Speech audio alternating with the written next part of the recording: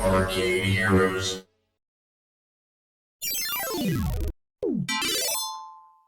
Greetings, it's Adam with ArcadeHeroes.com, and I'm trying this video again, trying to get to some arcade news of new arcade releases. Haven't been able to do that for a while because I've been kind of busy, but catching up with certain things to get these things mentioned out there. But hope you're all staying warm if you're in the northern hemisphere. Here in Salt Lake, it's not been the best, but it's kind of typical for this time of year. But gonna start off with an indie arcade release, something that I discovered at the very end of December of last year. It was at the Free Play Florida event, which happens right after IAPA finishes. It's like the weekend of IAPA. Unfortunately, I could never personally stay in Orlando that long, and so have to head back home for various reasons.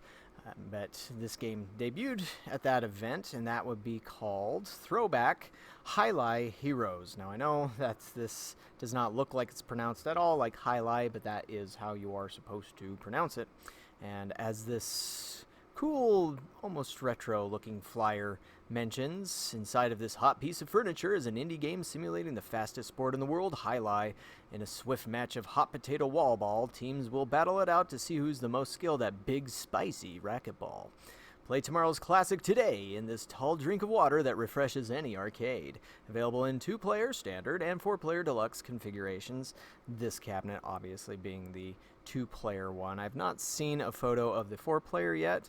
I would guess from the design of the 2-player, in that it's very much like an 80s upright, that it would essentially, maybe they're going to try and follow the Konami format of the 4-player games, like the late 80s, early 90s Konami format arcade cabinets. But if you're not familiar with this one, well, I'll put some video up here. Well, it's a little bit, like it said, it's spicy racquetball, but this sport originated in Spain, I believe, and it got picked up in parts of Florida and is popular down there. I've never heard of one of the courts. I can't remember what they call it. I think, I received a press release from Karis, who is the artist on this game, and so thank you for that, Karis. And I think it mentions it there. Let's see, yeah, Frontons, name given to the sites where Jai-Alai is played. But as you can see from the footage, you're throwing a ball at the wall, and then the other person has to try and catch it. I think it can only bounce once. If it bounces twice, then the point goes to the person who served, by my understanding. But as far as I'm also aware, this is the very first virtual version of Jai-Alai. I've not heard about any other video games that take this sport and turn it into a video game. But if you'd like to read more about it, it was posted at the very end of December 2023. And as mentioned, there is a press release here which gets into a little bit more detail as to what it is, the development process. This one had been in development for a while. They'd been working on it before the pandemic, but the pandemic did slam the brakes on everything indie and modern games combined. Unfortunately, I know there are a few indie games that just never seem to have made it. But perhaps some of them are just being delayed. I'm not sure. One that comes to mind is Enter the Gungeon, House of the Gundead, which their website claimed it was going to start shipping last year, and still haven't heard anything. And I've sent emails and have not been replied to, so I'm not sure what's going on there. But either way, for Throwback Jai-Alai Heroes, it mentions in the press release, the game's targeted toward players of casual competitive games like Rocket League, Smash Bros, Windjammers. The game blends simple 3D environments with hand-drawn 2D pixel animations and a colorful retro vibe. And I do like how the direction that this cabinet went in for the colors, as it's obviously being based off of an 80s or 90s upright kind of JAMA cabinet. Most of those are black, and while they could have artwork on them that might be somewhat colorful, it's not too common for American cabinets to come in all white, which can stand out a little bit better in a dark arcade environment instead of blending in. And so that, of course, in Japan, candy cabs, or at least the 90s era candy cabs, Astro Cities and egrets and all that stuff were white. More modern Japanese cabinets, sit-down cabinets, have been black or dark gray, I think. But either way, this game is available now. They're taking pre-orders for it. It's already shipped out to a couple of locations. At least one is mentioned in the press release, the Glitch Bar in Fort Lauderdale, which also has several other indie arcade games there. So in case you're trying to struggle, if you're struggling to think of what an indie arcade game would, or what would fit in that definition, Killer Queen Arcade is the best known one. One that I've spoken about, any that I know about, including like Retro Raccoons, Cosmotrons, Galactic Battleground, etc. And also, speaking of that, there is a channel on YouTube, Indie Arcade Wave, headed up by Joe, who is one of the designers for that aforementioned Galactic Battleground. He does a fantastic job of finding people who are creating these indie games and interviewing them, getting details on that. So if you haven't already, subscribe to his channel, and then you can stay up to date with the latest in indie developments. But if you want to buy Throwback Jai-Alai Heroes, contact Brian at astrocrow.com. And so it doesn't look like they would have a distributor at this point, which is pretty normal for an indie, just because they don't have a multi-million-dollar production facility or anything like that. And so, yeah, almost always you're going direct through these indie developers to get these games. Next up, we move from indie to major manufacturer, and that would be Sega.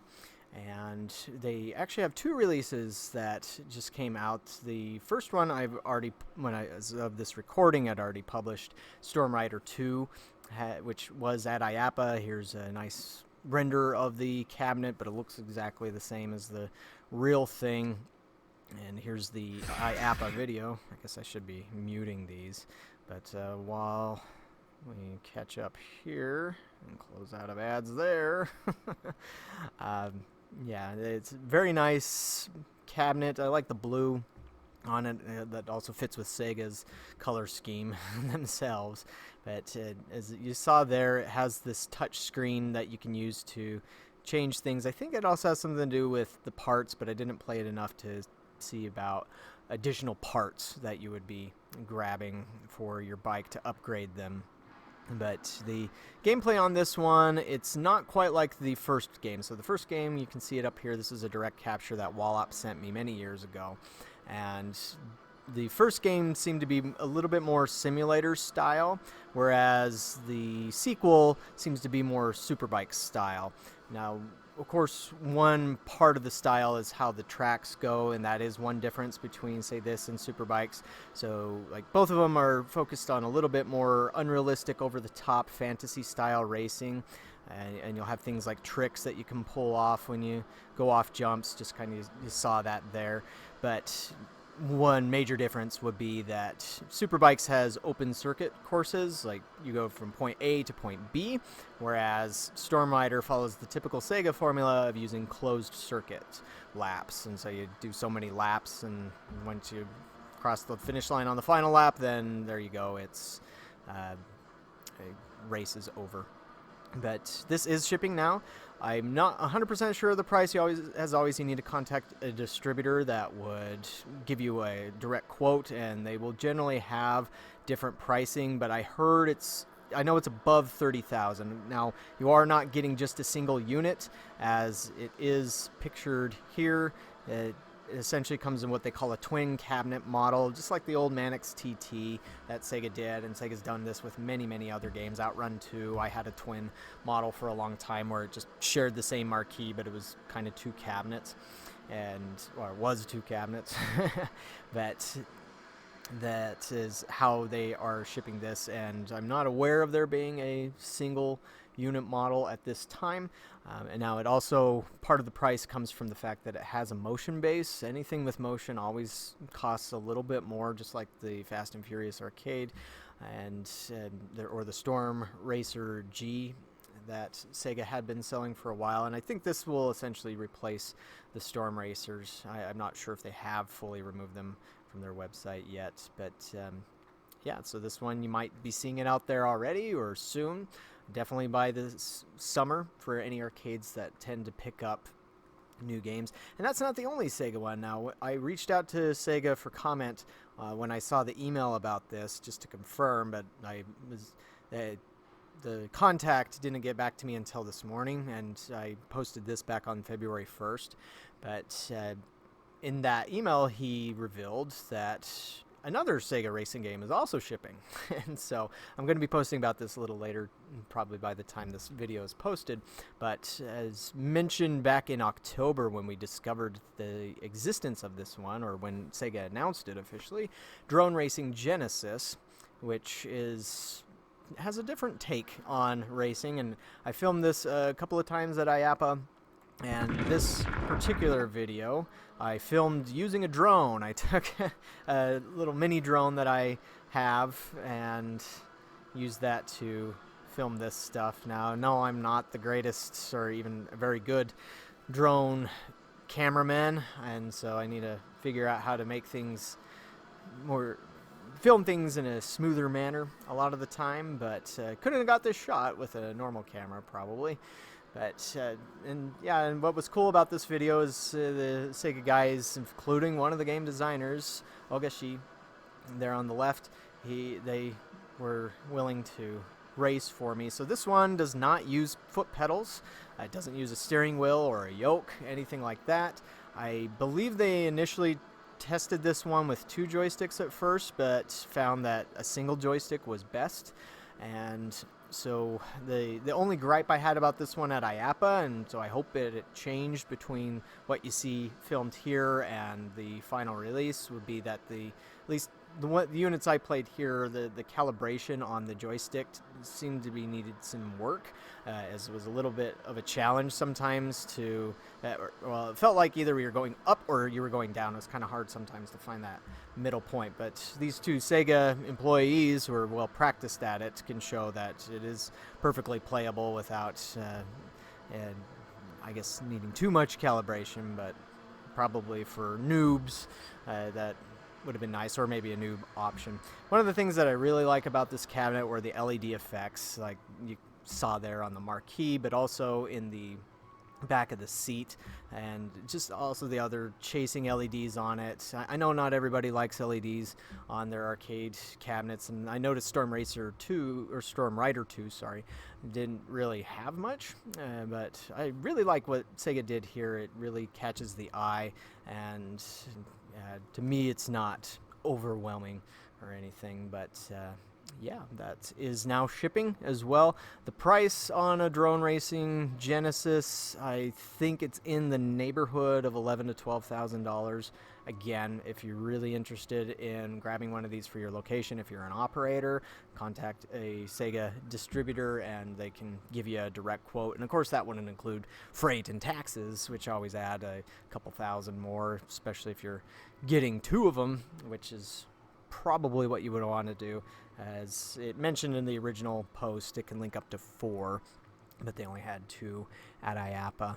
And so that covers the new releases from Sega and others like Astro Games. We do have some games coming up pretty soon that are going to possibly be interested in. One that I've had a lot of people ask about was this, the Ice Cold Beer Remake, which I had posted back in January, is set to release in February. We're still not quite at that release date yet, as this flyer mentions, ready to ship February 20th. As I'm filming this, it's the 7th, and I know a few different distributors have already listed this on their websites. I'm not sure what they're quoting to customers, but this one, I know it's somewhere in the neighborhood of between $5,000 to $6,000. And Retro Arcade Remake, who's the new company, I guess you could call these guys indie as well.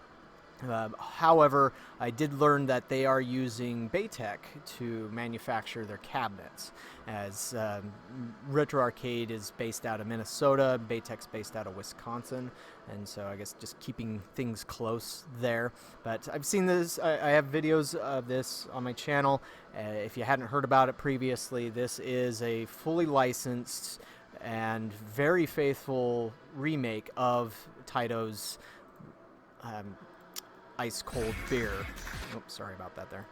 And so the cabinet, every time I've seen it, like when they take it to trade shows, they have an original next to the remakes, and other than maybe the color being slightly different, just like the color being a little more washed out on original cabinets because it's 40 years old at this point, I mean, everything looks exactly the same. Like these remakes look like they're new old stock, like they just found a bunch of crates or boxes in a warehouse somewhere that had been untouched by time and open them up. It's like even the dithering on the artwork and the little sparkles of the, say, like the beer bubbles that are printed on the glass are exactly the same. And it plays, of course, exactly the same, which is the most important thing. But as you see here, it's an electromechanical game. In fact, on their, I think it was on their website, or maybe it was in their marketing, they had mentioned how that is going to, or they're positing it as an alternative to pinball, because I know with a lot of pinball machines lately, manufacturers have had a hard time getting those out of the factory and getting them to customers in a timely manner. And so they're saying these will, once they start shipping, they'll be ready to ship, and you won't have to be waiting for months on end until you get that. Now, of course, not everybody might be interested in the beer or the alcohol theme to this one, although I had Kevin Williams, who often contributes things to the site, asking me, what's the deal behind this? Why is this still popular? And I think it's just with the bar arcade market the way it is, that it has been for the past decade, that they look for things that are, well, it's the same reason why pinball is popular at bars. There's something about having an electromechanical machine that's more appealing than something like a video game. And I guess it feels like it's something you would only find at a bar and not at home, whereas video games, even when they are different or exclusive in arcades, it might feel like, well, that might be at home anyways, or people don't know because there's just so many thousands of video games released out there. It's hard for a lot of people to track, or they don't care about tracking that stuff. And I see that all the time. I'll see people make comments about games that I know are exclusive to arcades, but people will say, well, we have that at home. And so, yeah, this is something you can't really replicate at home unless you're a collector. And that's one thing, too, is I know the value on ICBs has been pretty high. I don't know what the exact costs are going for, but it hasn't been like a few $100s. It's generally been a few thousand, couple thousand, few thousand, somewhere around there. And so, but this will at least have new electronics that should last longer. And there are also mentions of game upgrade abilities. I know when I've talked with Brian at Retro Arcade Remake, he was talking about doing custom themes and stuff like that. But first they're going to focus on getting ICB out. Then they're going to focus on Zeke's Peak, which, if you're not familiar with that, it's essentially the same thing as Ice Cold Beer, just it has a climbing a mountaineer theme instead of an alcohol and beer theme. And so that was released in 1984 originally, but that will be their next focus. But also, as you might have noticed here in this video that I took at IAPA, they are also working on an Atari Warlords remake, in which they were showing in a prototype cabinet here. They were talking about making sure that it's 100% accurate and faithful to the feel and the play of the original, but it would come in a new cabinet as well, and again, it's licensed from Atari, and so that could be interesting. As personally, I just sold a Warlords cocktail, but the one thing that I love about that game, it's the best multiplayer retro game, like from the 80s, that I think exists. And so it's just a ton of fun. When I had one, nobody really played it because they didn't really get it, but perhaps in a newer, flashier cabinet they will. And that one's a little harder to play just when you're trying to film at the same time. But yeah, Ice Cold Beer is coming soon, as is Zeke's Peak. I think they said Zeke's Peak is coming Was it spring, summer, somewhere around there. But now, coming by the end of this week, just a few days after I filmed this, there is going to be a trade show event in Japan called JAEPO. And it's only for 2 days, and I've also been hearing that this might be the last JAEPO. But there are some Japanese manufacturers looking at forming their own organization, trade organization, or organizing their own event to kind of replace JAEPO with at some point, so we'll just have to wait and see. But in the run-up to that, we've been hearing about some of the things that are there. Now, I'll cover JAEPO, but not everything that's going to be there will show up in the United States or Europe. Now, there might be some exceptions, like Taito mentioned a game called... let me go back to one of these other links here, called Music Diver.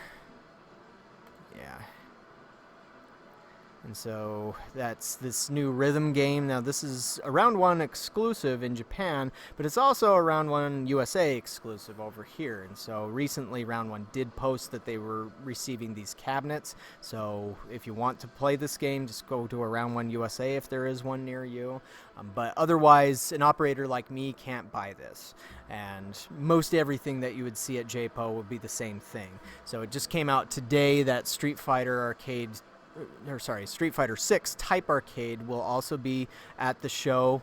When this post came along, Taito hadn't mentioned anything about Street Fighter 6, but they were mentioning this new kind of projection map room that they have for it that they're going to be showing off. But today it was confirmed that Street Fighter 6, the arcade version, will be there. From what I know, it looks like it will launch the same day as the console versions. And Retro Ralph asked me on Twitter if I was interested in getting one, and I did have somebody from Japan reach out to me, ask if I would be interested, because I did get a Super Street Fighter 4 Arcade Edition way back in 2011. But as I've mentioned in a story before, that was a disaster for me. I mean, it was great at first, but the moment that it came out on consoles, all the guys who would regularly come and play stopped becoming regulars, and some of them I've never seen again. A couple of them I have, and so kudos to those guys. But that kit, which cost me $10,000, it never made its money back. And it could have if it was exclusive for a little bit longer than a month and a half that I had it.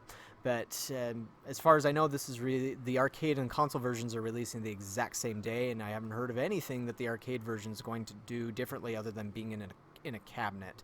And again, from my observations of what I've seen most fighting players do, the serious ones already have arcade sticks, and to them, playing at an arcade is just kind of like, man, I don't care. I've got it at home. I'm not going to keep putting quarters into this thing, or it's good for tournaments, but it's difficult to run big tournaments week to week and to make enough for it to come up with it. And so to me, as I've said many times, and I know not everybody agrees with me on this, but again, this is what the data show me, what my earnings have shown me, is that without anything exclusive about it, it's really just a prop to get more console sales. And that's what also kind of bugs me about the price on that. It's because it's like they are going to be getting plenty of sales off of the console version to probably make up for their costs on development, I would assume. I mean, maybe I could be wrong on that,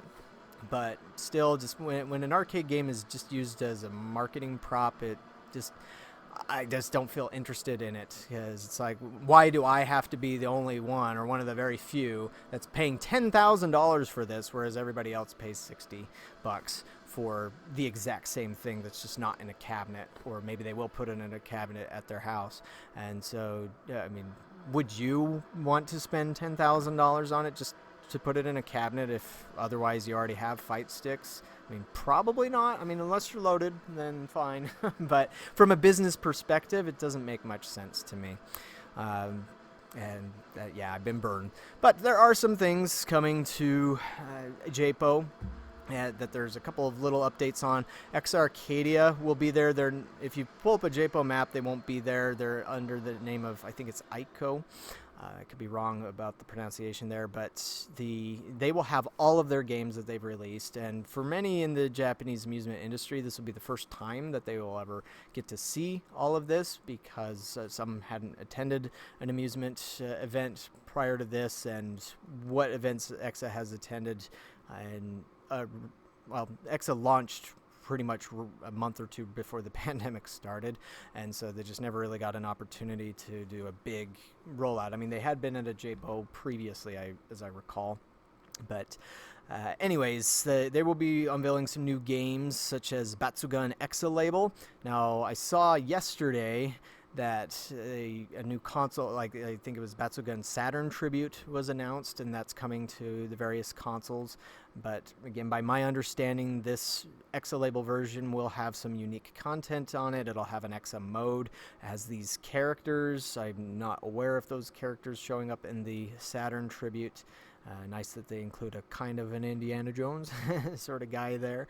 But this new artwork was revealed. But also, part of the reason why this is going to be different from the Saturn Tribute is, notice the developer. So, like, Toa Plan doesn't exist anymore, so it's being licensed through Tatsujin. But they mentioned Toa Plan because they developed the original game. But EXA has their own guys, their own teams that have been creating these games from scratch, just like with Gimmick and even the cave shooters and all that stuff. They all do it in-house, and so they don't license that version out to others. But like City Connection, I think, is the one that announced the Saturn Tribute, but that would be handled by a different team, and so not the exact same thing. But as far as I am aware, this will likely have the original arcade game on it, but then it'll have, with the new modes, enhanced remaster versions, and probably stuff that also fixes bugs. Now, among the games that they'll also be showing off at JAEPO, there's just new artwork for this Arcana Heart 3 Extend. I have a video of this from IAPA 2022, although that version that I played was only 2-player. It didn't support single-player at the time, but the release version will. But I noticed the other day that they had this new artwork up for it, as does Axel City 2, which I've also filmed several times, and so you can catch videos of what this one looks, or what previous versions of this one looks like. I haven't seen it in a while. Actually, I think this is one game I forgot to ask about at IAPA 2022 to see what the latest build was like. But it just has over 40 playable characters in a post-apocalyptic world to determine who will survive. And it has a huge roster, and the characters have big proportions. I'll leave it at that. But yeah, so this will be there, so we'll keep an eye on that and any other new releases. For some other changes, I've noticed certain things. They removed available spring 2023. Now it just says available 2023, like Donut Dodo Do, which had originally been saying spring. But yeah, we'll keep an eye on that for JAEPO and anything else, so stay tuned. Perhaps I'll do another video. Definitely will do another blog post. And then, next up, let's get into some games spotted on location test out there. So first, we're going to start with a Redemption game, and this was sent to me by an anonymous user, so thank you for that. And this is QB Throwdown. Now, last year, JDevi had sent a tip that Baytech had registered a trademark for a game called QB Throwdown, but it wasn't present at IAPA or any other industry event that I've seen, but it did pop up here, where at some arcade, some FEC in Wisconsin, which is where Baytech always tests their stuff, or almost always, as far as I know. So you take a football here and throw it at the screen, and it mentions 2 players here, red player, blue player. You can see that on the screen too, but I have no idea if it would be simultaneous or if there would be a way for it to distinguish between the 2 players. My gut guess would be that you would take turns. I think that's how it works on Connect 4 Hoops, also by Baytech Games. And another thing to note is this cabinet is pretty tall, and so you can see behind it, or to the side here, there's this Monopoly Roll and Go, which is another Redemption game by ICE, but it has this special marquee on it. Now, if you were to pull up the dimensions on that, 152 inches, which is almost 13 feet tall. Now, maybe there's something here with the perspective, I don't know, but it looks just as tall, or very close to that, so in the realm of 10 to 13 feet tall. So again, something for FECs, for big locations, especially ones with tickets and such. But I'll have to see if this one is at Las Vegas at the Amusement Expo, which it's the last week of March. And so if it is, then most likely it'll hit production. But sometimes Baytech does bring games to Amusement Expo that they never release. Like Battleship is one that comes to mind on that. But this is currently on test somewhere out there. As is Hypercross by IGS and Sega. Now, this was unveiled last year and was released to the China market, I believe. China and Taiwan and maybe some other parts of Asia. Oftentimes, Chinese developments don't always hit Japan. There's some other distribution issues that tend to go on there territorially. But as you can see from this trailer, that it's looks like a high-quality game. I mean, IGS has been around since 1990, I believe, and in recent times they've also been getting into more racing games, and so this looks similar to a game that they released with via Unis called Ultramoto VR. And so, like, the graphics look very similar to that one, but this one, of course, does not use the VR headsets. But as you can see, it's kind of like a modern Arctic Thunder meets a little bit of Superbikes. So you have your characters can do all sorts of stunts, and you have boosts and things. And I'm not sure if it's closed circuit or open circuit. As I recall, Ultramoto VR was open circuit, like Superbikes 2 would be, and 3. But this one, I guess they're focusing a little bit more on characters, which is something that Superbikes generally doesn't do. And you can link up to 4. But this particular game has been spotted on test out there. This is a photo from Airport Bowl, which is in Heathrow, which is outside of London. The first picture I got of this one, okay, that's done, was kind of lousy. But Ted, who sent in the tip, was able to find a much better photo of this on test, so I updated that in case you missed it. But it also looks like Sega, and this is being tested at the same place where Sega has tested out several other things. And when I shared this story, I noticed some Sega staff liked it as well. They didn't say, no, you're wrong, this isn't Sega testing it, although I probably should have confirmed that in advance. But again, it's testing at a place where Sega likes to test things, and they tested Storm Rider 2 there, Crazy Rafting as well. But it looks like a twin cabinet design just as well, and as mentioned, you can get 2 twin cabinets, link them up to 4 players. Now, when this will release, I'm not sure. I would imagine it might be more towards the end of the year, just because, as mentioned at the beginning of this video, Sega released both Storm Rider 2 and Drone Racing Genesis, so they're probably not going to be releasing, like, say this tests well. And that's another disclaimer I probably should have put at the very beginning when I started talking about location tests, is that sometimes games fail location tests and they're never produced. Happens all the time. And so what I'm talking about here with QB Throwdown and Hypercross may not be released, but assuming it does, Sega probably wouldn't want to stomp on their new releases that just barely came out. And so again, my gut feeling would be, if this does pass test, end of the year is when you might start seeing this one, end of 2023 or into 2024.